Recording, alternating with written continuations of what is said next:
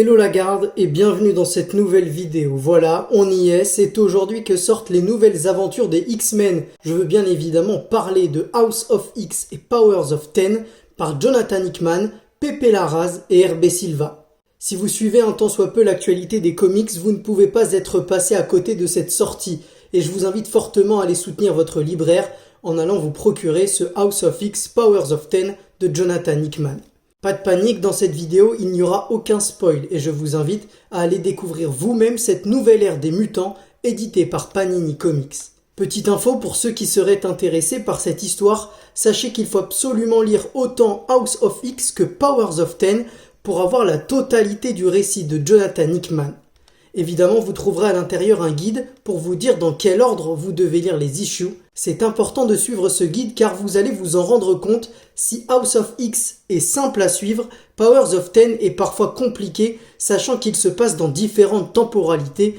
On change souvent d'année pour revenir ensuite en arrière, d'où l'importance de suivre le guide à l'intérieur. Évidemment, je ne vais pas vous spoiler House of X et Powers of Ten, mais si j'ai voulu faire cette vidéo, c'est pour vous parler d'un personnage central qui, depuis le début des X-Men, est au cœur des récits. Je veux bien évidemment parler de Charles Xavier, alias Professeur X. J'ai décidé de faire une vidéo pour en apprendre un peu plus sur ce personnage et surtout, restez bien jusqu'à la fin pour apprendre quelques secrets sur lui. Charles Francis Xavier est le fils du scientifique Brian Xavier et de Sharon Xavier.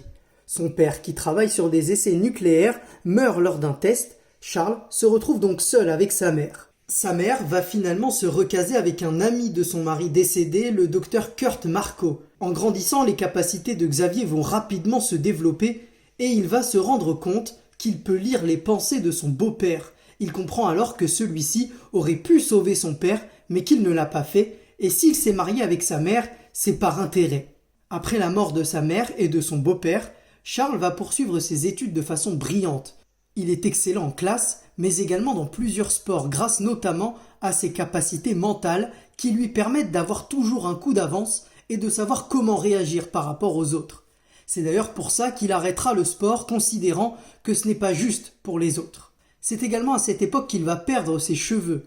Plus tard, il va devenir un aventurier parcourant le monde et c'est en Israël qu'il va rencontrer Magneto et Gabrielle Haller, une survivante des camps de concentration durant la Seconde Guerre mondiale. Après lui être venu en aide, Charles tombe amoureux de Gabrielle.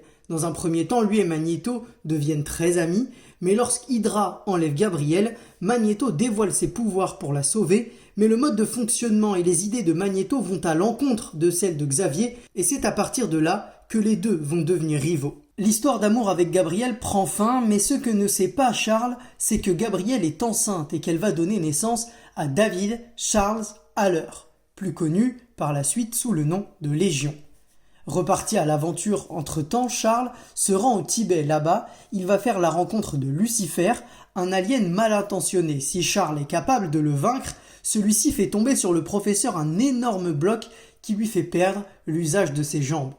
Ne pouvant plus voyager, il rentre et décide de rassembler les gens comme lui, les former, afin de prouver que les mutants peuvent faire le bien et s'insérer pleinement dans la société.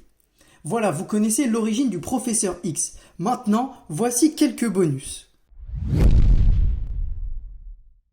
Oui, vous avez bien lu, Charles Xavier a bien une sœur jumelle, Cassandra Nova. Si elle est beaucoup moins connue que son frère, c'est parce que celui-ci a tenté de la tuer alors même qu'ils étaient encore dans le ventre de leur mère, car il aurait ressenti son côté maléfique. Pourtant, elle est apparue plus tard et a causé beaucoup de soucis aux X-Men.